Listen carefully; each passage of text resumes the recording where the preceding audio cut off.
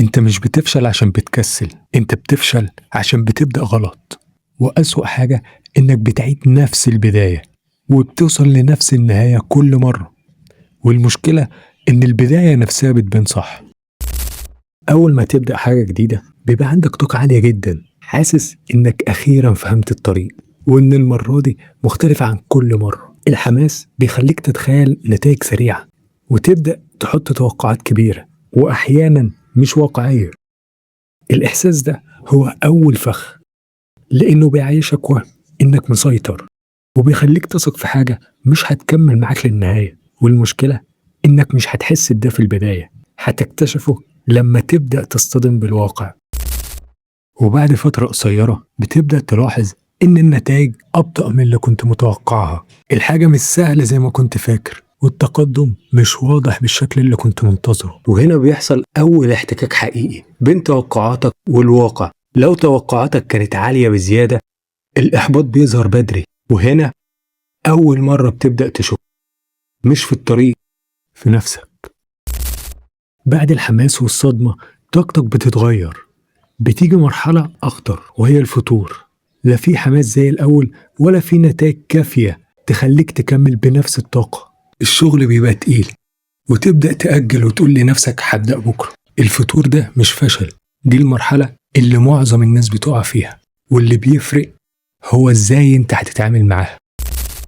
في المرحلة دي عقلك مش بيستحمل الحالة دي، فبيبدأ يدور على مخرج. فتلاقي نفسك فجأة مهتم بحاجة جديدة، فكرة مختلفة، مهارة تانية، وتقول يمكن دي هي اللي كانت مناسبة ليا من الأول. وفي نفس الوقت بتبص حواليك تلاقي الناس على السوشيال ميديا بتنجح بشكل أسرع منك، ويمكن بمجهود أقل كمان. المقارنة دي بتزود الإحباط وتخليك تشك في نفسك وفي الطريق اللي انت ماشي فيه أصلا. ومع الهروب بيجي أخطر جزء. بدل ما تواجه المشكلة بتبدأ تبرر، تقول لنفسك أنا محتاج أتعلم أكتر، لسه مش جاهز، لازم أبقى جاهز 100%. وده بيوقعك في تاني فخ، الإتقان، اللي بيخليك تفضل تتعلم من غير ما تتحرك خطوة حقيقية. في الظاهر أنت بتتطور، لكن في الواقع أنت بتأجل المواجهة. ومع أول مشكلة حقيقية بقى، سواء كانت رفض من عميل أو نتيجة ضعيفة أو حتى ملل، بتبقى كفاية إنك توقف. مش لأنك مش قادر تكمل، لأنك من البداية ما كانش عندك أصلا نظام يحركك لما شعلة الحماس تنطفي. وساعتها بتحكم على نفسك بسرعة، وغالبا بتحكم بمقياس غلط.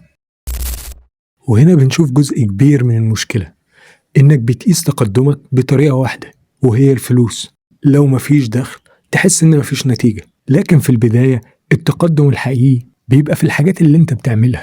كام ساعة اشتغلت، كام محاولة خدت فيها خطوات حقيقية. لما تقيس صح بتشوف انك بتتحرك حتى لو الفلوس لسه ما جاتش. وده بيخلينا نسأل سؤال مهم، هو الاستمرارية محتاجة كل القوة دي؟ الحقيقة أبسط من كده. الاستمرارية مش انك تبقى متحمس دايما، إنما الاستمرارية إنك تبني نظام يخليك تشتغل حتى لما الحماس يختفي. ولو ربطت كل اللي فات ده ببعض هتكتشف إنك محبوس في دايرة عمالة تتكرر. بتبدأ بحماس، تتفاجئ بالواقع، يظهر الفتور، تهرب، تبرر، تقف، وتبدأ من جديد في حاجة تانية خالص. المشكلة مش إنك بتبدأ، المشكلة إنك بتعيد نفس البداية كل مرة. جرب كده تكتب آخر 3 حاجات بدأتها ووقفت، وهتكتشف إنهم وقفوا في نفس المرحلة. وطول ما أنت فاكر إن المشكلة فيك هتفضل تبدأ وتقف، لكن أول ما تفهم الدايرة دي هتعرف تكمل لأول مرة.